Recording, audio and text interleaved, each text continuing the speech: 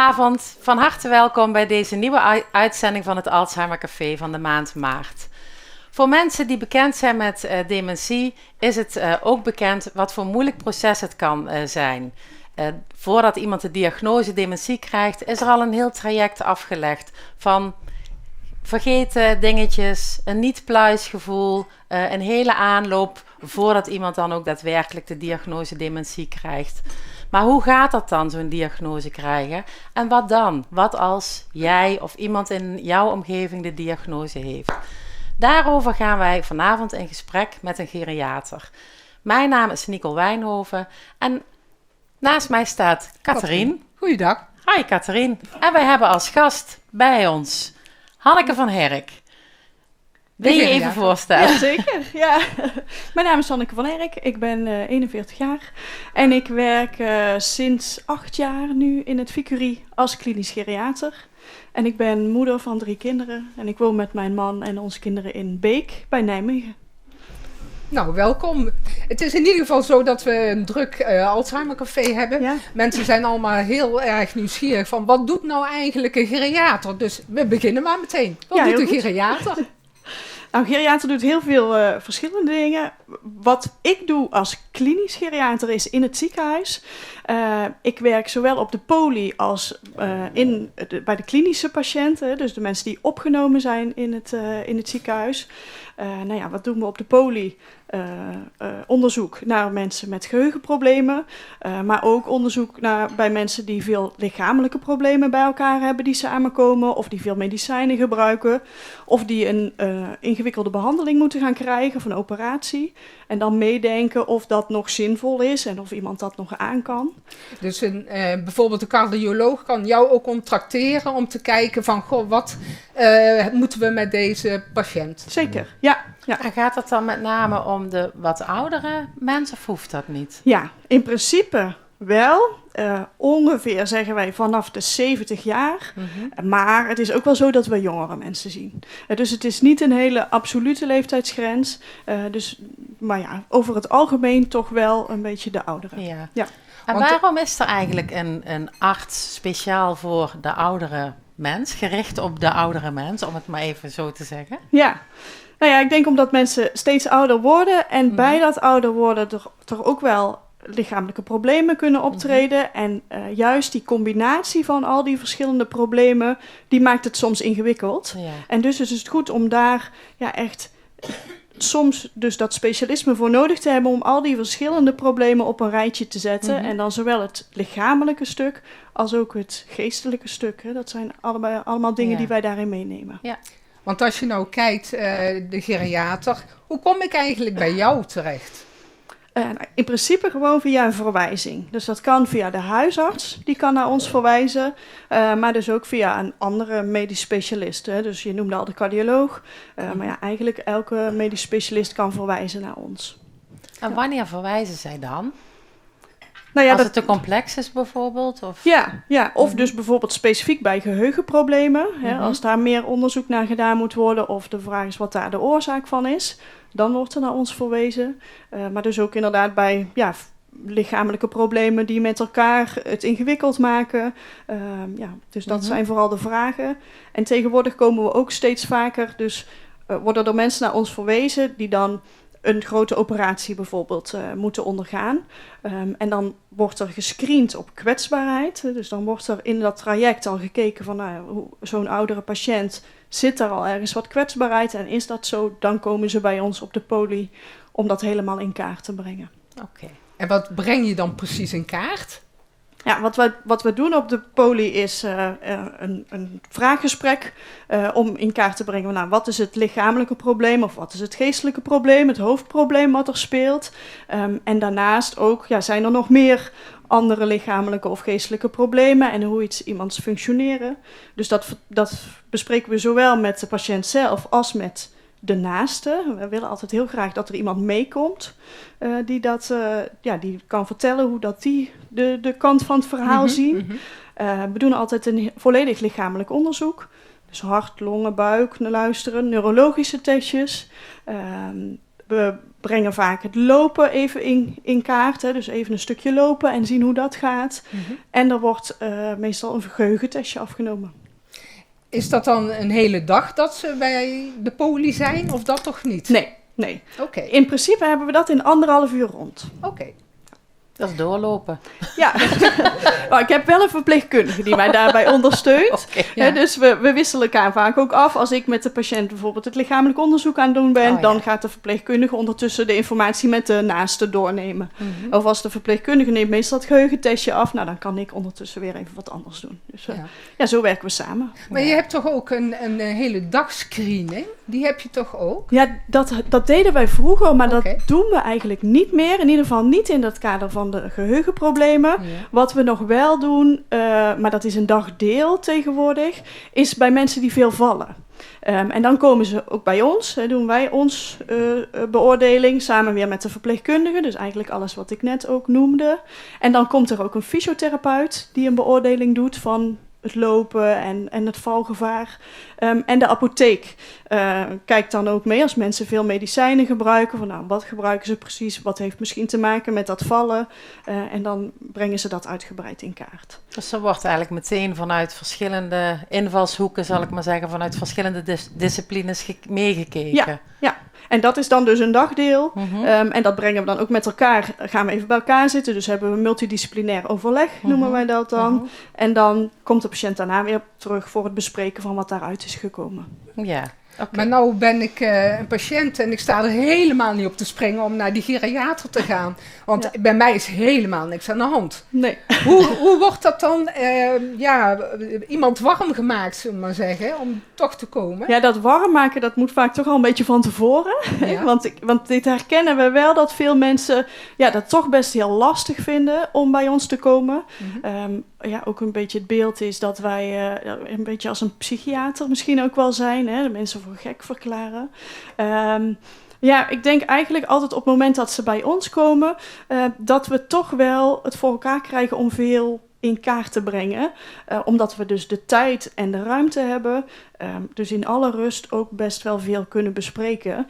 En het in principe gewoon ook doen voor de patiënt. Hè? Dus we vragen ook altijd, wat is uw hulpvraag en waar kunnen we u nou mee helpen?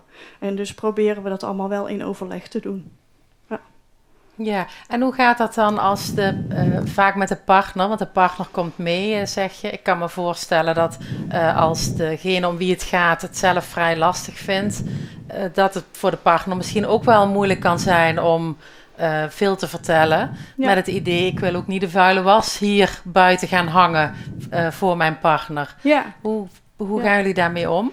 Ja, dat snappen we ook heel goed. En we beginnen eigenlijk altijd gezamenlijk. Mhm. En dan is vooral de patiënt degene waarmee ik het gesprek begin en die kant van het verhaal in kaart breng. En dan ook wel vraag, klopt het? Mhm. Aan de naaste die erbij is.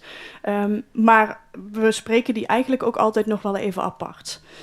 Dus dat die ook gewoon vanuit die kant van het verhaal goed kan vertellen. Van, nou, zo is hoe ik het zie. Ja. En niet om iemand zwart te maken of in de vuile was buiten te hangen, maar vooral om goed te kunnen helpen. Ja, want vaak weet een partner heel goed te verwoorden, denk ik, wat er wel en niet allemaal aan de hand is of wat diegene wel en niet allemaal ziet. Ja, precies. Ja. En als je dan de uitslag gaat vertellen, hoe wordt dat eigenlijk ingekleed? Is daar ook de verpleegkundige bij aanwezig, de mantelzorg en de patiënt, zeg maar? Ja, dat ligt er een beetje aan wat we nog allemaal ook aan aanvullende diagnostiek doen. Hè? Want in die 1,5 uur, dan breng je iemand in kaart. En dat sluiten we eigenlijk ook altijd wel af met een eindgesprekje. Daar is de verpleegkundige niet altijd meer bij, want die moet dan vaak weer door naar de volgende patiënt die alweer gepland staat.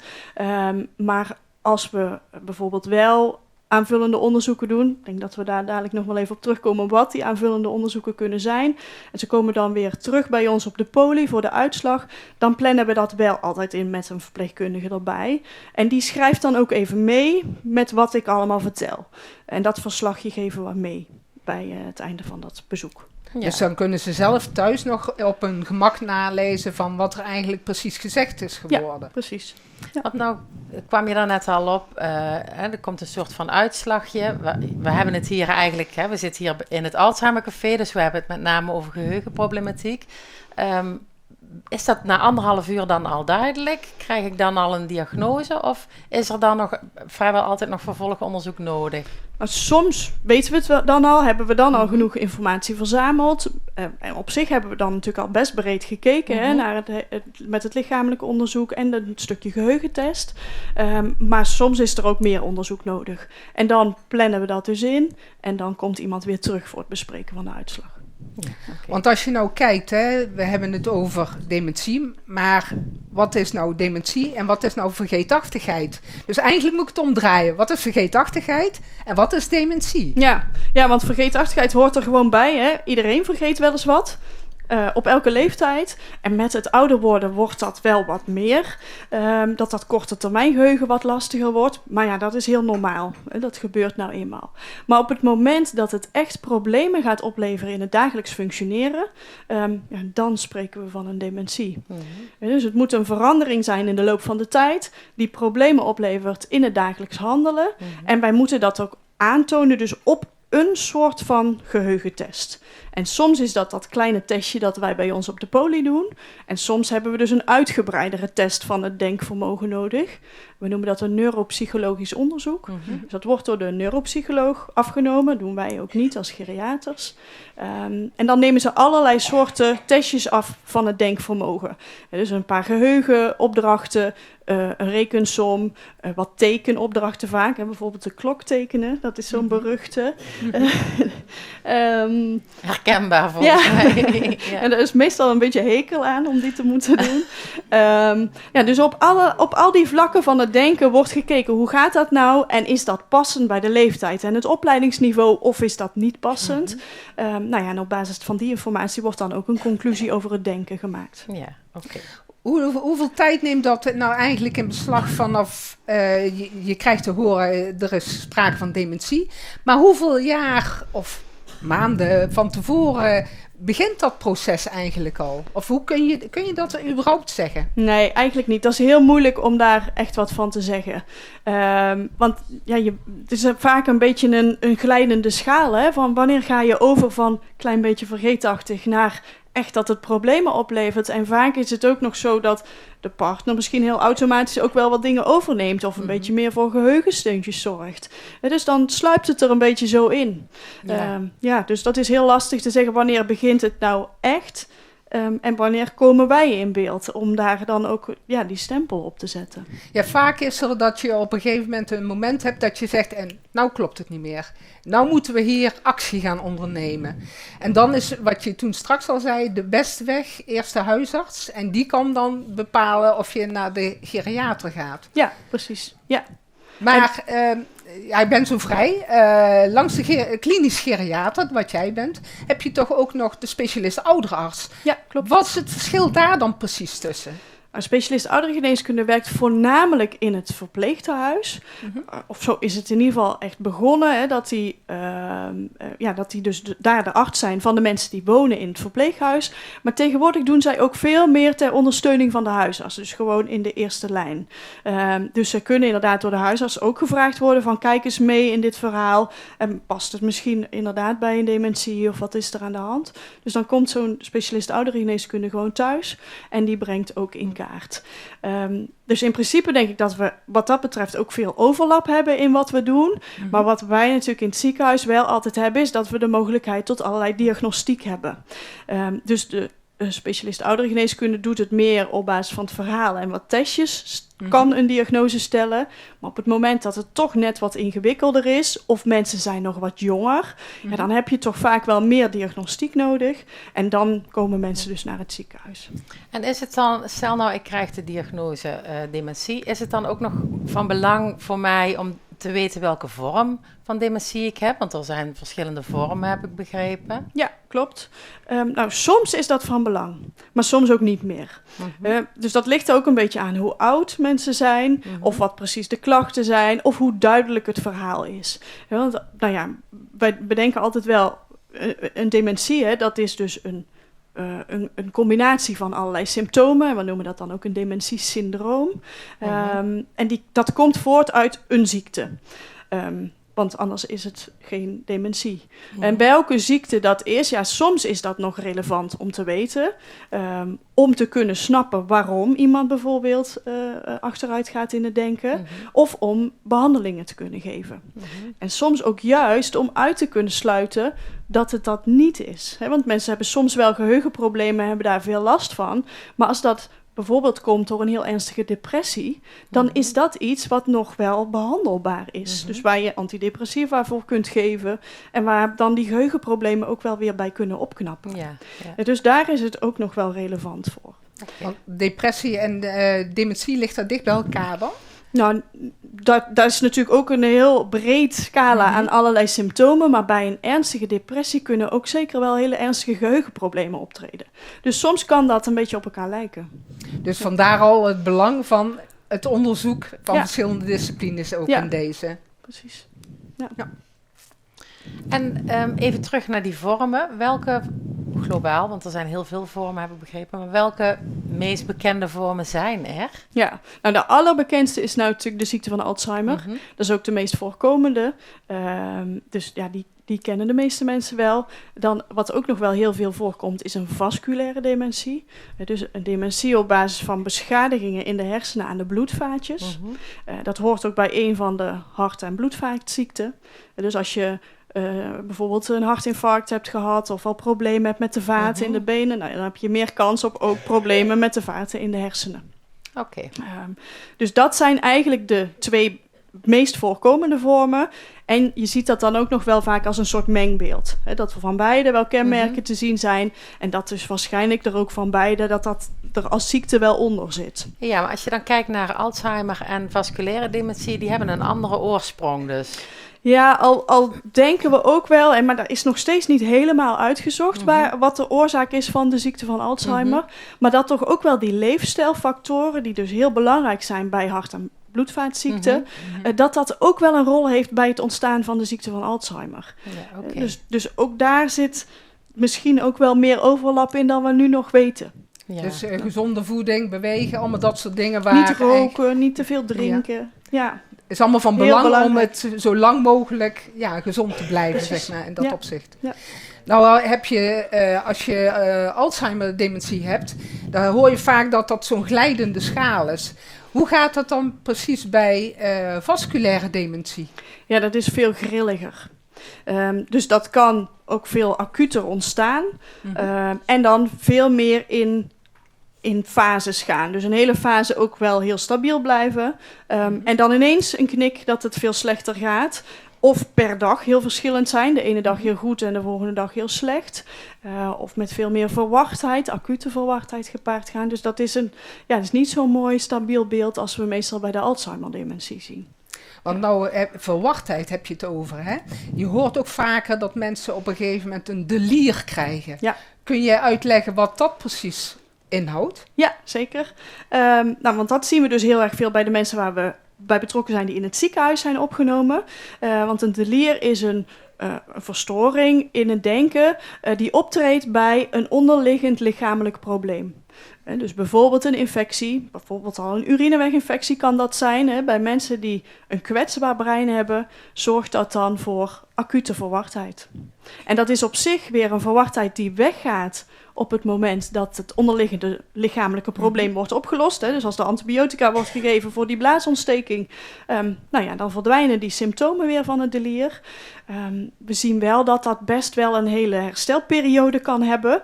Dus de acute ernstige verwachtheid met onrust is dan meestal wel in een paar dagen weg. Maar bijvoorbeeld het concentratievermogen kan nog 3 maanden lang nog een beetje verstoord zijn en dan langzaam nog herstellen. Dat is heftig voor diegene die het krijgt, maar ook heftig voor de omgeving. Ja, zeker. Ja. Maar ook dat wisselt wel weer voor degene die het krijgt. Want sommige mensen vinden dat heel beangstigend en krijgen het heel erg mee. Maar er zijn ook mensen die het helemaal niet hebben meegekregen. En dan gewoon een soort zwart gat hebben en het niet meer onthouden hebben. Ja. Nou heb je dat delier gehad. Dat kan een aantal maanden duren. Als je dan denkt aan onderzoeken, dan kun je op dat moment dus ook geen onderzoek verrichten, zeg maar. Nee, dus dat is soms ook wel heel ingewikkeld. Bijvoorbeeld bij mensen die bij ons in het ziekenhuis opgenomen zijn en dan even zo'n acute verwachtheid hebben gehad en waar we dan nadenken over, kan iemand wel naar huis? Is dat nog veilig of moet er wat voor geregeld worden? Maar wij zeggen eigenlijk altijd, we moeten minstens 6 weken wachten voordat we weer echt goed onderzoek kunnen doen van het denken. En het liefst eigenlijk 3 maanden. Om ook een goed beeld te kunnen krijgen van hoe dat ervoor staat met dat denkvermogen. Dat wel weer helemaal hersteld is. En dat wij niet iets aan het testen zijn wat misschien nog wel een beetje had kunnen herstellen. Ja. Nou had je het net ook over Alzheimer hebben aangekaart en de vasculaire dementie. Ja. Lewy body hoor je ook nog wel eens regelmatig. Wat is dat precies voor een beeld? Ja, want dat is nog een andere vorm. Wij zeggen, we moeten eigenlijk Lewy body zeggen, maar we zeggen altijd, want het is meneer Lewy, was een Duitse meneer en die heeft deze ziekte bedacht of ontdekt. Met z'n allen iets geleerd. Ja. En dat is inderdaad ook een vorm van dementie en die zien we vaak beginnen met hallucinaties. Dus niet zozeer met problemen met vergeetachtigheid of met het denken, maar vooral dus beelden zien of dingen horen die er eigenlijk niet zijn of die andere mensen niet zien en horen. Oh, lijkt me heel beangstigend. Ja, dat is het ook vaak wel. Ja. Als de omgeving dat bemerkt, wat kunnen die dan het beste doen? Zit ik me nou zo te bedenken, van juist daarin meegaan of zeggen van je bent een beetje aan het wauwelen of wat zeg je dan eigenlijk? Nee, ik denk daar inderdaad in meegaan. Maar natuurlijk wel tot op een bepaalde hoogte. Want als er echt dingen zijn die niet kloppen dan moet je ook wel zeggen, ik zie het niet. Hè? En dat mag er denk ik ook zijn, want je hoeft het ook niet altijd met elkaar eens te zijn. Maar dat in ieder geval, dat dan toch ook benoemen, denk ik. Ja. Hey, nou heb ik helaas een diagnose gekregen bij... ik ben daar nog een beetje te jong voor, hoop ik. Maar stel dat, je weet het niet. En dan? Ben ik dan weer uit beeld bij jou? Of blijf ik terugkomen bij jou? Of hoe gaat het dan? Ga ik naar de huisarts? Is het niet te genezen, dus veel succes, mevrouw? Dat ligt er een beetje aan welke vorm van dementie er is en of we starten met behandeling. Want dat stukje hebben we denk ik nu nog niet besproken. Wat we hebben bij de ziekte van Alzheimer zijn er wel behandelingsmogelijkheden. Dat is een pleister of een tablet dat bijvoorbeeld wordt gegeven en daarmee wordt geprobeerd om die ziekte te remmen. Om de achteruitgang in het geheugen, niet om het helemaal stop te zetten, want dat lukt eigenlijk niet met die medicijnen, maar wel om dat langzamer te laten gaan, dat proces. Dat was op een gegeven moment een soort ontdekking, dat medicijn er was. En ik denk dat we daar ook heel blij mee waren dat er eindelijk iets was. We zien toch in de loop van de tijd dat we eigenlijk het effect daarvan, dat we heel veel hoop hadden dat heel veel zou doen, maar dat toch minder is gebleken dan we ooit in eerste instantie dachten. Dus we worden ook wel steeds terughoudender om dat voor te schrijven. We bespreken dat wel heel goed, dat die mogelijkheid er is. Dat doen we echt alleen bij de ziekte van Alzheimer. Want bijvoorbeeld als er van die vasculaire kenmerken ook bij zijn, of meer passend bij de vasculaire dementie, dan heeft het geen effect en kan het wel bijwerkingen hebben. Dus dan weegt de afweging, of dan wegen we af wat is de winst die we ervan verwachten tegen de mogelijke bijwerking en dan weegt dat niet tegen elkaar op. Maar als we mensen wel starten met die behandeling, dan houden ze in eerste instantie bij ons onder controle. En dan komen ze meestal na een half jaar. Dus we hebben eerst een instelperiode, bouwen we langzaam de dosis op. Kijken we of mensen het goed verdragen. Als dat zo is, dan zien we elkaar na een half jaar meestal weer. En dan brengen we even in kaart hoe staat dat ervoor. Voorheen deden we dan eigenlijk elk half jaar een controle om even een update te hebben. Nu is recent, vorig jaar, is de richtlijn daarvan veranderd, van hoe we daarmee om moeten gaan. De richtlijn zegt nu eigenlijk, als je eenmaal begonnen bent, moet je het niet meer stoppen. Tenzij iemand natuurlijk bijwerkingen krijgt of zelf reden heeft dat hij het niet meer wil nemen. Maar ook al als we zien dat het medicijn niet echt effect heeft, op het moment van stoppen zien we wel altijd een knik in het denken. Dus als iemand goed is ingesteld, en het kabbelt zo'n beetje voort, dan brengt het ook niet veel meer om dat nog elk half jaar weer op een rijtje te zetten of te testen. Want dan is het devies gewoon doorgaan de rest van het leven. Ja, oké. Dus dan houdt die controle bij ons vaak ook wel op. Na een jaar rond die koers. Dus dat is het stukje als we wel medicatie gebruiken bij mensen die we niet instellen op medicatie. Daar heb ik meestal na een maand of 4 tot 6 even telefonisch contact mee. Hoe loopt het? Ja, gaat het allemaal goed? Zijn er bijzonderheden? Kan ik nog iets betekenen? Nou, is dat wel zo? Dan maken we weer een afspraak bij ons op de poli. Maar is dat niet zo? Dan sluit ik het inderdaad bij ons op de poli af. En dan hoop ik eigenlijk altijd dat de trajectbegeleider, of de case manager moet ik zeggen inmiddels, dat die betrokken is en dat die verder de opvolging doet. Want die case manager, dat is een belangrijke schakel in de thuissituatie, hè? Omdat de mensen zo lang mogelijk thuis blijven. Ja. Dan neem ik aan dat daar ook een wisselwerking tussen jullie is. Ja, zeker. En dus als wij die diagnose stellen, dan schakelen wij eigenlijk altijd die case manager in. En we wisselen inderdaad informatie uit die belangrijk is voor de case manager om te starten. En wij krijgen vaak dus na een half jaar ook weer even een update van hoe staat het ervoor en wat is wat de case manager heeft gezien. En wat wij dan hebben gezien en afgesproken koppelen we ook weer even terug aan de case manager. En zijn er problemen of zaken, dan weten we elkaar denk ik heel goed te vinden en bellen we vaak met elkaar. Ja, dus het lijntje is heel kort. Ja, zeker. En dat is ook kort met de huisarts, want ik neem aan dat jij dan ook het contact met de huisarts hebt. Ja, zeker. Na een beoordeling bij ons maken we natuurlijk altijd een brief en die gaat naar de huisarts. En als het korter moet, dan bellen we ook, als dat nodig is. Ja. Even kijken. Uitzicht op genezing? Ja. Dat is even een inkoppertje, of niet? Ja, dat is heel lastig. Hè? Dat is er niet. We hopen stiekem toch elke keer dat er goed nieuws komt. Ja. Nee, er zijn natuurlijk wel heel veel medicijnen in ontwikkeling. En ik denk ook wel dat die heel erg in de media zijn geweest. Hè? Die ook wel aangekondigd zijn als dat effectief zou zijn. In Amerika is dat nu op de markt en wordt dat breder getest. Maar dat zijn heel ingewikkelde medicijnen. Want die geven heel grote bijwerkingen, blijkt nu in Amerika. Hele ernstige bloedingen in het hoofd kunnen daarbij optreden. Dus hier in Europa staat het nu een beetje op de rol om wel goedgekeurd te worden. Maar in Nederland is het nog niet beschikbaar. En denken wij dus ook echt niet dat dit het ei van Columbus is dat we gaan gebruiken. Dus dat is heel erg jammer. Ja, maar daar moeten we ook eerlijk over zijn. Hè? Ja, dat is zo. Soms gaat het via de media, dan denk je, nou is er wat. En dan wordt het heel groot aangekondigd. Ja. En dat is eigenlijk zonde, want we willen ook geen valse hoop natuurlijk geven. Precies. Er is altijd wel de mogelijkheid om mee te doen aan medicijnenonderzoek, hè, want dat vindt hier ook wel in Nederland plaats. Maar dat zijn wel altijd nog medicijnen die dus niet aangetoond hebben dat ze effect hebben. Dus dan doe je mee aan een medicijnonderzoek waarbij je ook de kans hebt om een placebo te krijgen. Hè? Dus een niet werkzaam medicijn, dan zit je in de controlegroep en dat weet je niet.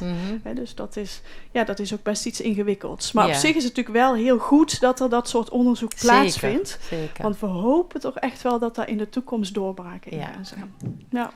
Als je nou kijkt, er is sprake van dementie. Wat zou u nou de mantelzorg, maar ook de persoon met dementie willen toewensen? Of, hoe moet ik het zeggen? Je hebt een moeilijk woord, advanced care planning. Hè? Misschien kun jij dat uitleggen, wat daarmee bedoeld wordt. We kunnen hem ook in het Nederlands, hè? De proactieve zorgplanning. Oké. Dus we hopelijk kunnen we meer in het Nederlands overstappen. Ja. Dat gaat vooral denk ik ook over hoe sta je in het leven en wat vind je nog belangrijk? En waar haal je nog waarde uit of waar geniet je van? En dat zijn denk ik heel belangrijke dingen. En dat is best lastig omdat natuurlijk als je net die diagnose hebt gehad, om dat weer meteen zo te zien. Want het is gewoon slecht nieuws als je dat bericht krijgt. Dus dan zeg ik altijd even vloeken en even van balen. Maar daarna vooral ook wel weer kijken naar wat kan er wel. En wat is er nog om plezier uit te halen in het leven? En daar dan vooral op te richten. En ook wel na te denken over, want het is natuurlijk een ziekte die in de loop van de tijd erger wordt. om goed voor jezelf te bedenken, of voor je familielid, en daarover in gesprek te gaan. Van ja, wanneer vind ik het leven niet meer de moeite waard? Want dan kunnen daar natuurlijk wel afspraken over gemaakt worden. Over wat er misschien niet meer gedaan moet worden als er iets voorvalt. Hè? Een ziekte of een ongeluk. Zeker. Dus dat is zeker heel belangrijk. Ja. Dus de wensen kenbaar maken van wat jij belangrijk vindt, dat is heel belangrijk. Ja. Ook financieel natuurlijk, dat je dat gaat vastleggen bij de notaris, hè, met een levenstestament, zeg maar. Maar daar hebben we het nog niet over gehad. Hoe lang duurt zo'n proces eigenlijk van dementie? Ja, ook dat is wel heel lastig om daar echt een getal aan vast te plakken, want het is per persoon heel erg verschillend. Mm-hmm. Ja, en het is ook altijd een beetje de vraag, wanneer is de ziekte begonnen? Want op het moment dat mensen bij mij komen, is dat misschien al wel iets wat er heel lang zo ingesluimerd is. Dus wanneer is dat startpunt dan van de ziekte? Want ze zeggen dat de ziekte van Alzheimer een gemiddelde duur heeft van 7 jaar. Maar ja, zeg maar wanneer die is gestart en wanneer iemand bij mij zit en gemiddeld, hè? Dus ja, dat zegt ook niet iets over die ene patiënt die dan tegenover mij zit. Nee. Ja. Wat is voor jou het mooie aan jouw werk, Hanneke? Dat ik me overal mee mag bemoeien.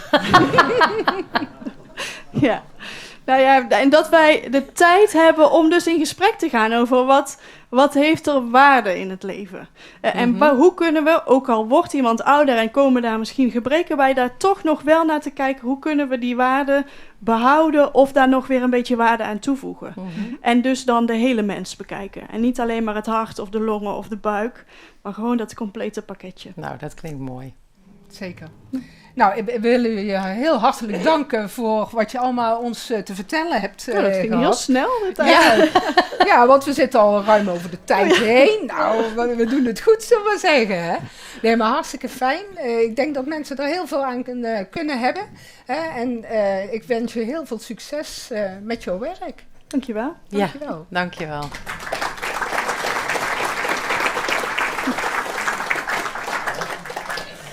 Dan gaan wij afronden voor deze uitzending. Onze volgende caféavond is op maandag 13 april. En dan komt de stichting Mimakkes.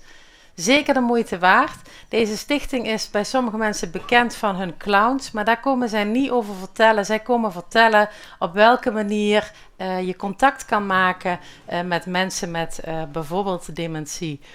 Dus zeker de moeite waard. Ik zeg het elke keer. Het zit nu heel erg vol, maar er kunnen altijd mensen bij. Kom rustig langs. En dan zien we jullie graag volgende maand hier in het café.